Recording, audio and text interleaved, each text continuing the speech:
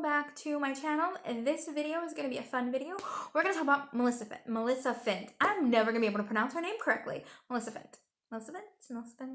I know I'm pronouncing that wrong.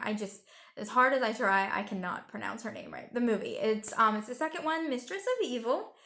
I really want to see this movie. Like Friday it came out. My butt was in that seat watching that movie. It starts off really cute. You see Aurora in her kingdom that Maleficent handed over to her, and she is talking to all of the fairies, and then this adorable little like porcupine-ish fairy that my husband calls Cardi B in her natural form. Sorry, Cardi B, but she does sound like you. Okay. I can't even do it, but she does. I mean, that little thing. Go watch the video.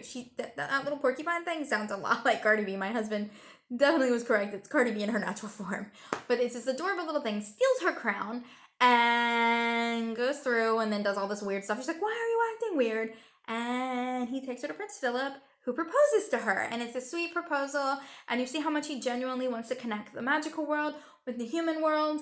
But you also hear at the beginning how no one still trusts Maleficent, that she was the one that cursed this baby, and no one talks about the fact that she was the one that uncursed the baby, and how she basically raised Aurora and took care of Aurora. You know, Beastie. That is one of my favorite movies. Probably gonna go to make my husband watch it soon, actually. But so there's still this like horrible opinion of Maleficent. I cannot pronounce her name, Maleficent, and so they agree, she agrees, and then the crow flies off to Maleficent and is like, you can't overreact, but Prince Philip proposed, and she's like, no, just no. No. And she tries to convince Aurora not to marry him, but Aurora's like, I'm marrying him, I love him, it would be great to connect both kingdoms. And then you see Philip's mother, who is the villain of the entire thing, being like, you should invite Aurora and Maleficent for dinner. She is her mother. And then she spends the entire time as they come from Maleficent's kingdom over to the real kingdom, or the people kingdom, or whatever you want to call it.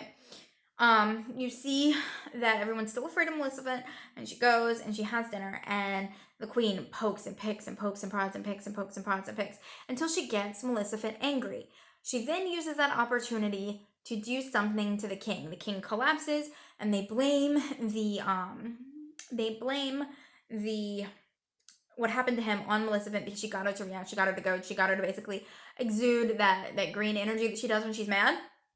And Maleficent ends up flying off. Aurora is mad at her because she thinks that Maleficent overreacted and cursed the king. And as Maleficent is flying away, she is struck by an iron bullet by one of the queen's little miniony soldiers, who happens to be a ginger. Why did it have to be a ginger? We're good people. Don't lump us in with what this boo's about to do.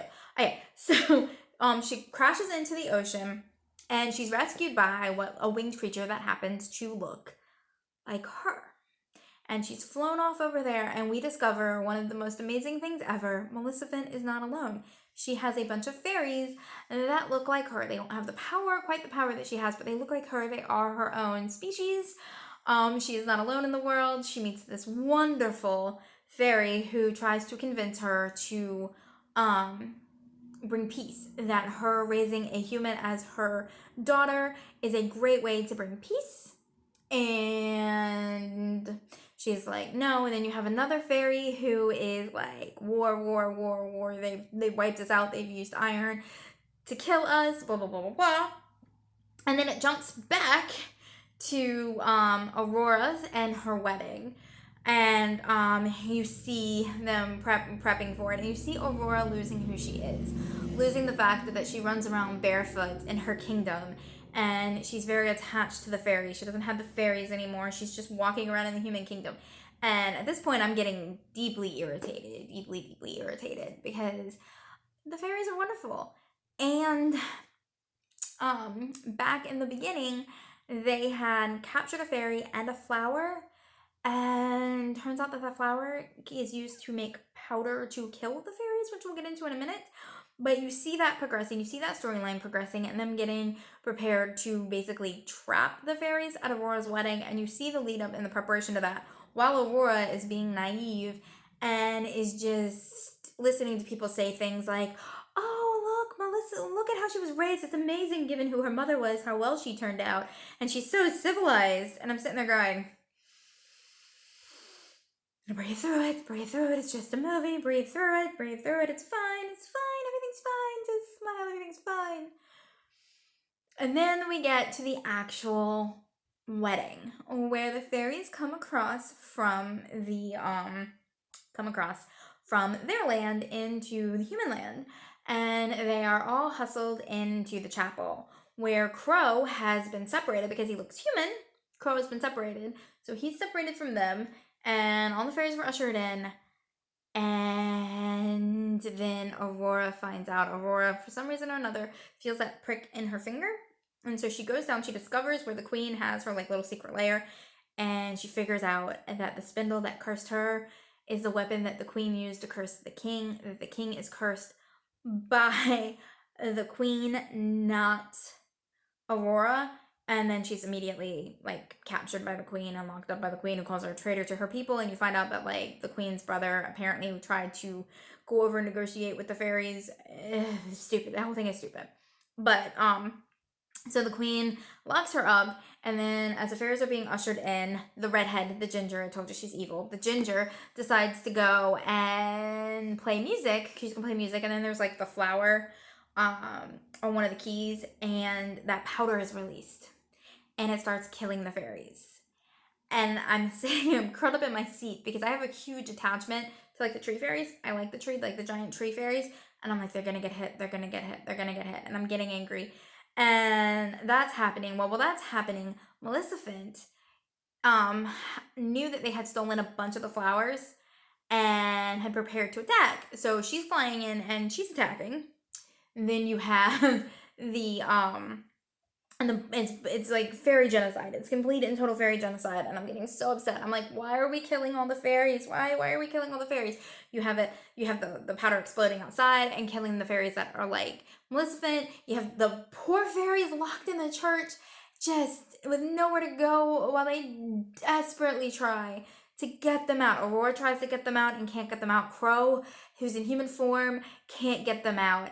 And then you see Maleficent fly in, turn Crow into a bear. She helps them escape, but not before the blue fairy has to like sacrifice herself. And that made me bawl, along with the loss of the tree fairy. And you have a big battle, blah, blah, blah, blah, blah. And Maleficent flies in and gets between the queen and Aurora, and is hit with the powder and dissolves into ash. And I'm angry at this point. I'm like, oh my god, this is the worst thing ever. I hate this fucking movie. And then you see Aurora's tears hit, and the queen gets ready to throw Aurora off the tower, and she does, but her tears in kind save her tears, and basically her pure love save Maleficent, and she turns into this giant, like, I want to go with Phoenix, I don't know what it is, this giant bird that collects her, goes down into the dirt, and it's basically the end of the fairy thing. I don't like the way this ended. It didn't wrap it up well, because then you have them like, everything's fine, everybody forgives everybody, and they get married, but we still have like fairies that are just been murdered, and I mean, it's traumatizing to watch. I was really, really genuinely upset. My sweet little soul couldn't take it. So you had the fairies that were just chilling, that just died, and no one's really mentioning the fact that the humans just mass murdered the fairies, and they're getting married, so everything's good now, and that's how it ends. Yeah, that was a weird freaking movie. It was a good movie. I liked it. I recommend seeing it. It's really, really dark. I don't recommend watching it with your kids, at least if they're not under the age of like, if they're under the age of like 10, definitely don't have your kids go and watch it. It's dark. It's traumatic. Watching all the fairies die. It's not a happy Disney movie. Excuse me, but it is really good. I do highly recommend it. That was a really long review because I don't know why, because I'm tired and I'm just spouting out crap. But yeah, it was a good movie. You should definitely go and see it. I do highly recommend it. I will buy it. My husband hates it. He's still mad about the fairy genocide. I would like to see, because at the end, the blue fairy who is dead is in a flower pot kind of thing, because you turn into like a flower or a tree or whatever it is that you kind of nature, turns her dress blue. So I think there's a possibility that we could see the rebirth of some fairies. I think that that was hinted at, so I'd like to see if we get our blue fairy back. Yeah, but I will see you later.